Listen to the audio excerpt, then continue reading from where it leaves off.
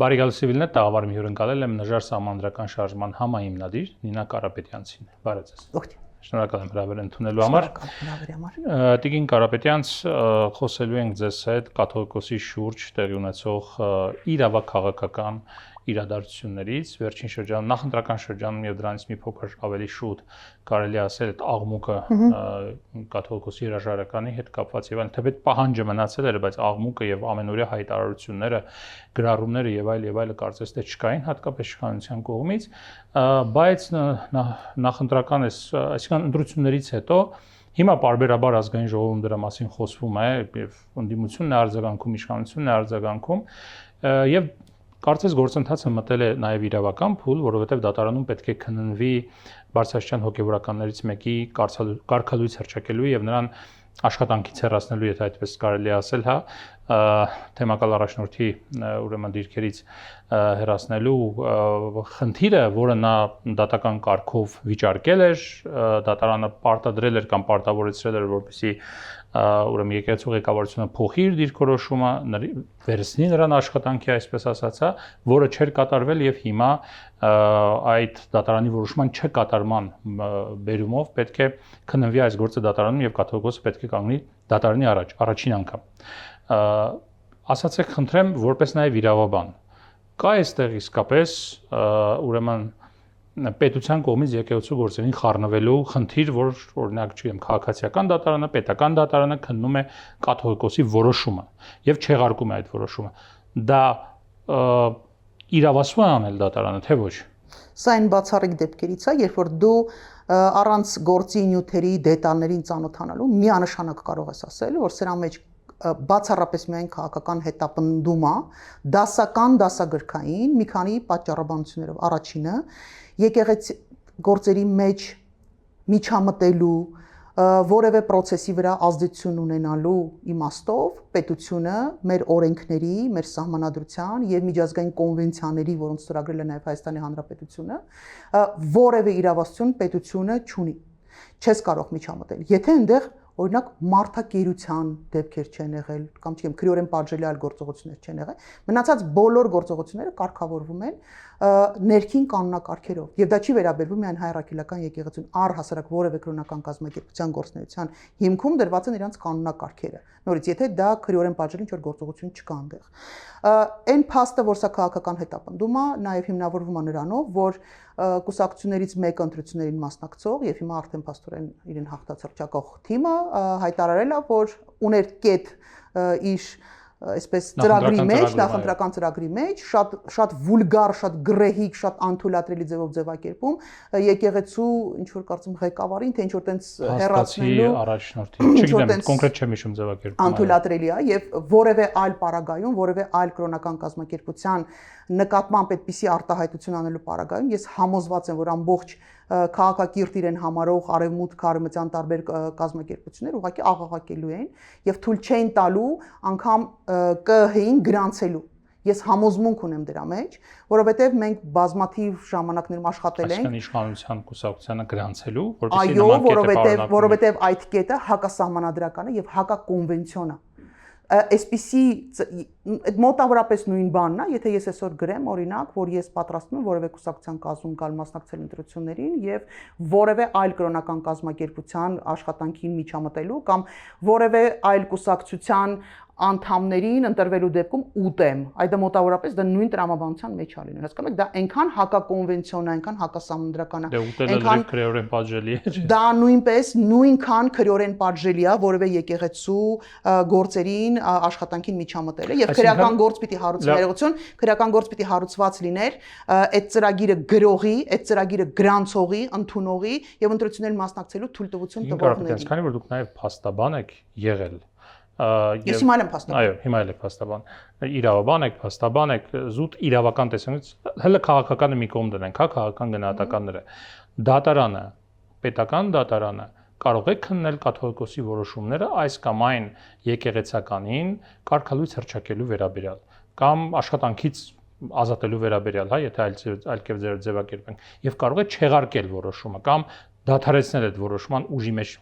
մտնելու հանգամանք կամ ուժի մեջ լինելու հանգամանք։ Բա հենց այդ է ասում, որ սա քաղաքական հետապնդում է եւ սա իրավական ոչ մի իրավասություն չունի դա։ Ոչ մի իրավասություն չունի, ոչ մի իրավասություն։ Եվ նորից սա չի բխում նրանից, որ ինչ որ մեկս կամ ինչ որ խումբ մարդիկ հառաքելական եկեղեցու հետևորդներ ենք, սա մեր եկեղեցին, ամենք պաշտպանում ենք մեր եկեղեցին, ինչպես ցանկացած այլ կրոնական կազմակերպության ներկայացիչ, պարտավորություն ունի երևի հոգու խորքում իր եկեղեցին պաշտպանել։ Սա զուտ մաքուր իրավական տեսանկյունից, սա դատապարտելի, քրեորեն դատապարտելի գործողություն է, այն ինչ որ տեղի անում հիմա, որովհետև ցանկացած եկեղեցի ունի իր կանոնակարգերը։ Ցանկացած կրոնական կազմակերպություն, մի քիչ կոպիտ եմ ասում, բայց ՀԿ-ի նման գրանցվում է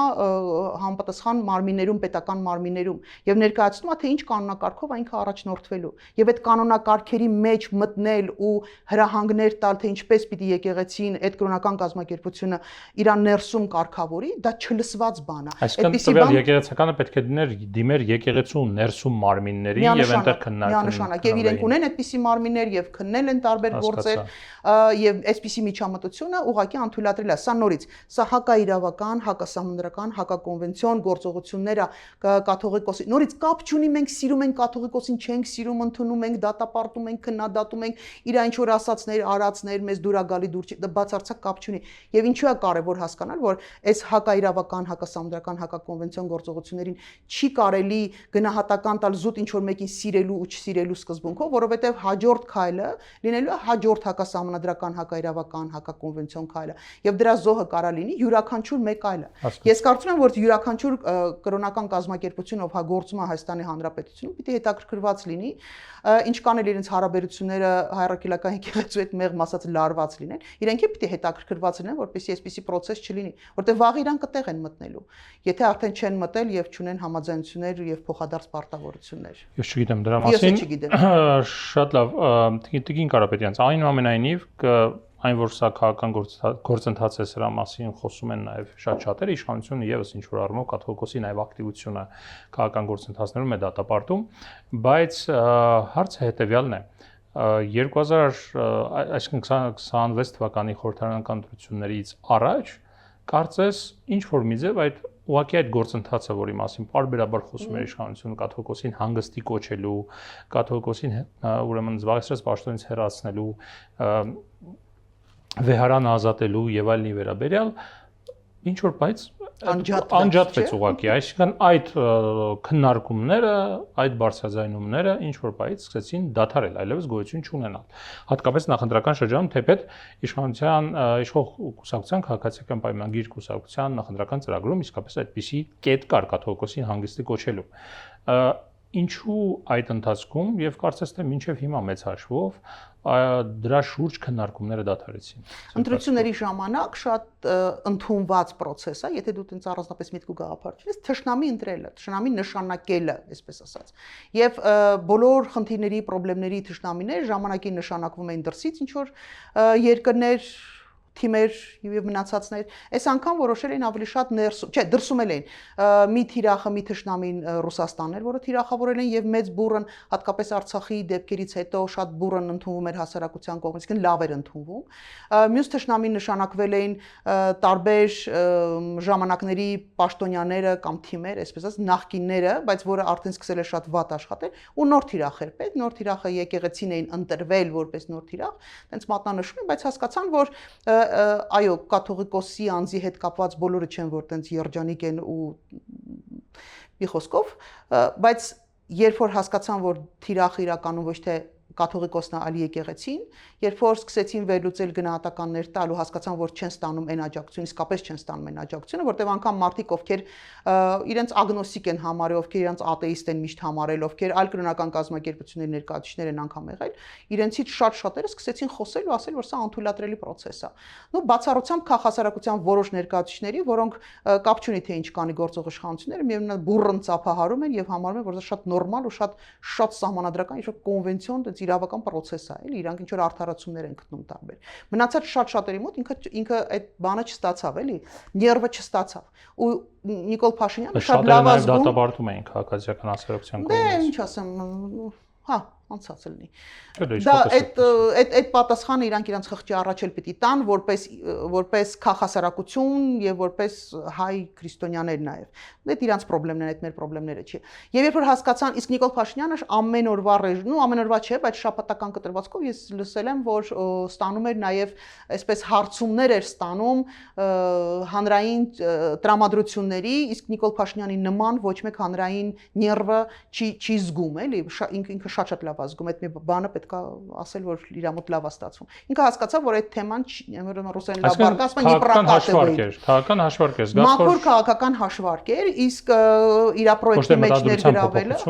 չէ, մտադրության փոփոխություն չկա, մարդը հստակ ուզում է, որ հայ-առաքելական եկեղեցին այդ տրամաբանությամբ, որ ինքը 1700 եւ ավել տարի իրականում գործել է, այդ տրամաբանության մեջ չլինի, իրան շատ է դուր գալի, ասենք ինչի պիտի Պուտինը Դաբրոտա ով պիտի լինի իրանց պատրիարխը, ինչի պիտի բանը տա օրինակ Էրդողանը Դաբրոտա ով պիտի լինի հայկական պատրիարխը ընդեղով պիտի լինի, Դաբրոն պիտի լինի, Նիկոլ Փաշինյանը մտտեղեն ինչի պիտի Դաբրո չտա, իր կաթողիկոսը ինչի պիտի չունենա այստեղ օրինակ։ Անձնական կաթողիկոս, մարդը ունի անձնական դատախազ, անձնական տարբեր մարմինների ղեկավարներ, ինչի պիտի մի հատ էլ կաթողիկոս է սիրտը ուզում Նիկոլ Փաշինյանին։ Սա շատ լուրջ Տիկին Կարապետյանց, հանուն արդարության եկեղեցին մշտապես Հայաստանի գոնե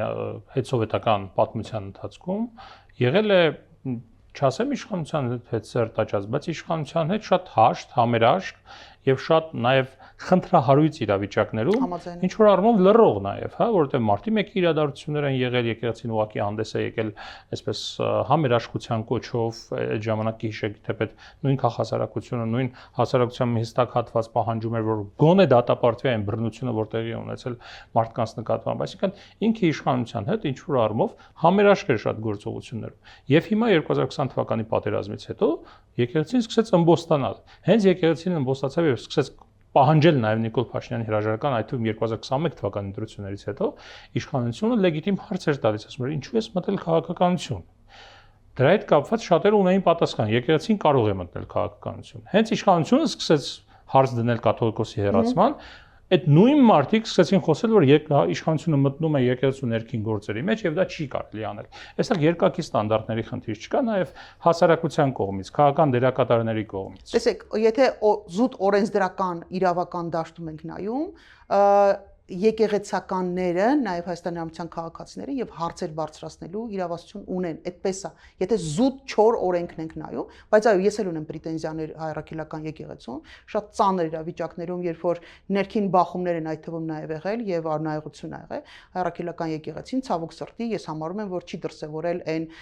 վարքագիծը, որը պիտի դրսևորել, բայց հանուն արդարության եկեք ասենք էլի, որ մենք նախորդ տարիներին Արցախ չենք կորցրել, որտեղ Արցախը կորցնելու մասշտաբը, այդ արհավիրքի մասշտաբը մենք նախկինում ցավոք սրտի բարեբախտաբար ներողություն չենք ունեցել։ Մենք դա ցավոք սրտի ունեցանք հիմա եւ արհավիրքի մասշտաբն է, որ գուցե թույլ է տալիս եկեղեցուն ինչ որ չափով մասնակցություն ունենալ։ Եվ վերջապես հայ-առաքելական եկեղեցուն նաեւ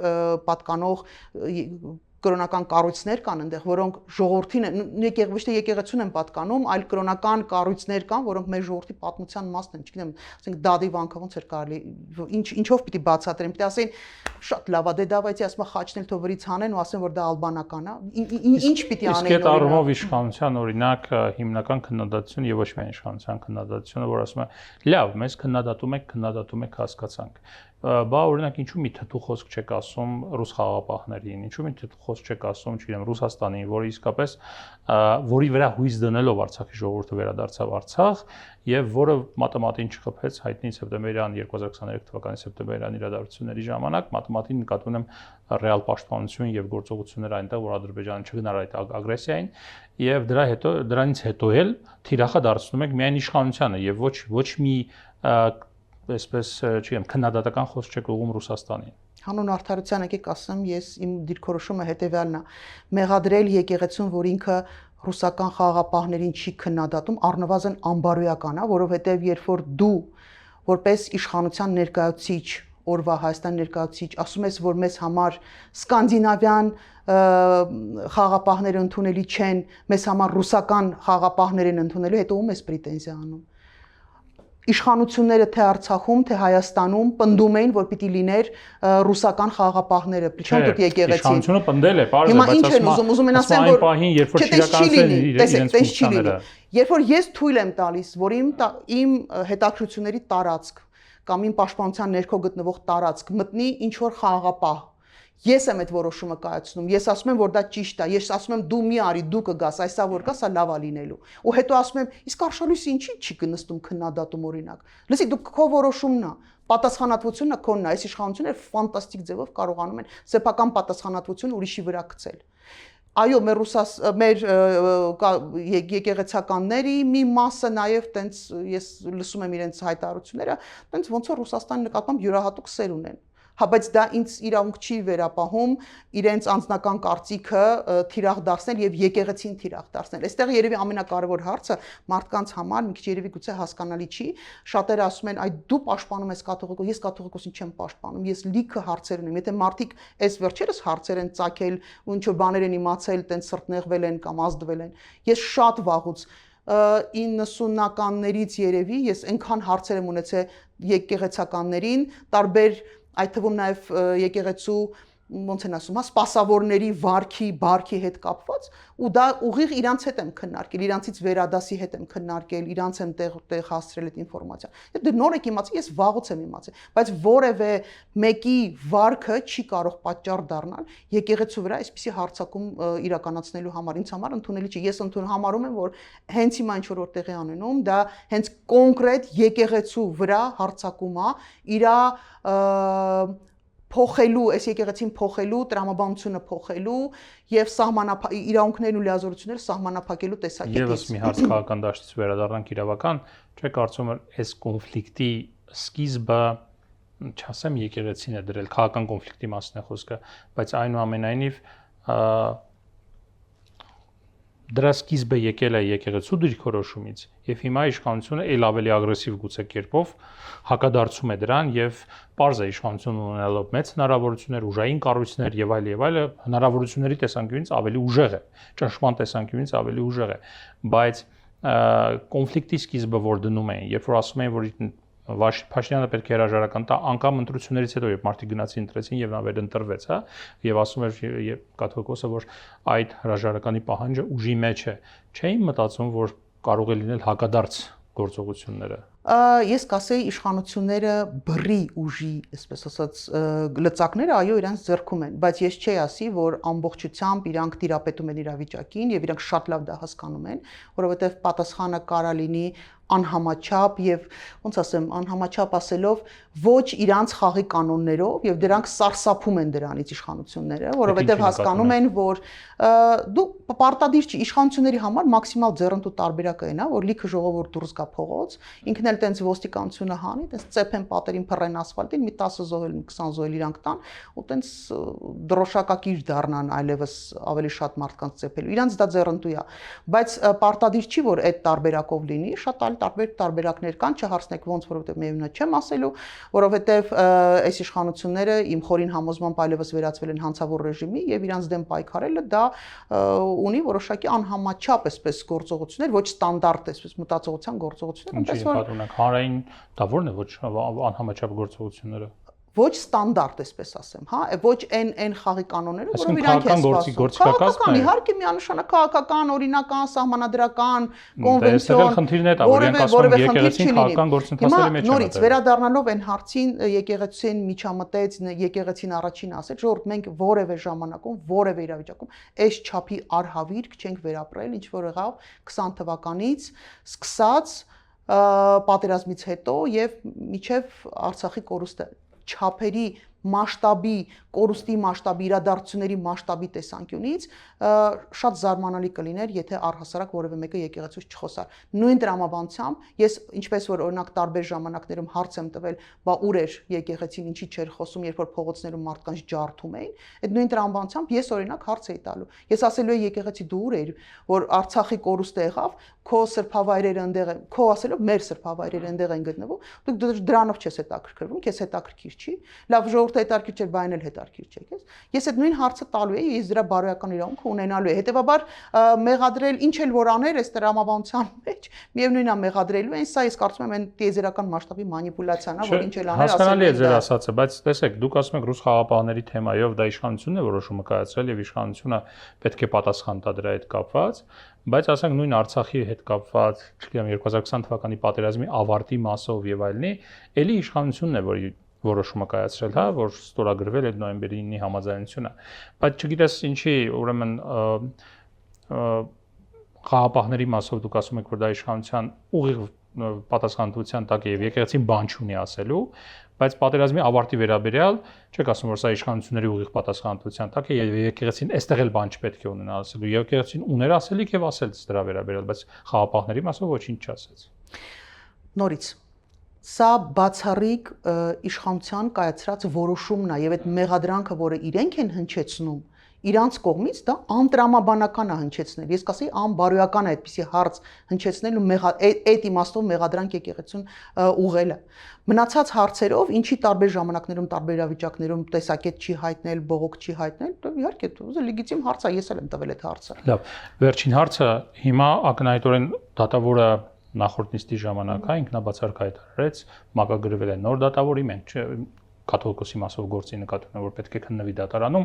մենք չգիտենք ինչ որոշում կայացրի այս դատավորը, բայց այնուամենայնիվ ընդհանրապես ինչ հանգուցալուծում կամ ինչ ընթացք եք ակնկալում, սա ինչի կարող է վերածվել այս դատական process-ը։ Լավագույն տարբերակը կլիներ, որ գտնվեր գոնե մեկ դատախազ, որը կասեր, որ սա այս մեղադրանքը ապօրինի է եւ չի կարող այսպիսի մեղադրանք, ոչ թե որովհետեւ ինքը կաթողիկոսն է, այլ որովհետեւ սա սահմանադրությանը հակասող process է, որևէ չգտնվեր այդ քննիչը, որ կքններ այդ գործը, չգտնվեր այդ ինքնաբացարկ հայտնեն քննիչից ու դատախազից սկսած, ես անկեղծորեն մտածում եմ, որ կգտնվի այն դատավորը, որի վրա հույս կդնեն իշխանությունները, որովհետև տենց տարբեր տեսակի գուցե կամպրոմատներ կունենան, գուցե, չգիտեմ, ճնշման այլ մեթոդներ կարող են ունենալ, ինչու ոչ, այնպես չի, որ իրենք դրա հնարավորությունը չունեն կամ չեն օգտագործել այս ընթացքում։ Հույս ունեմ, որ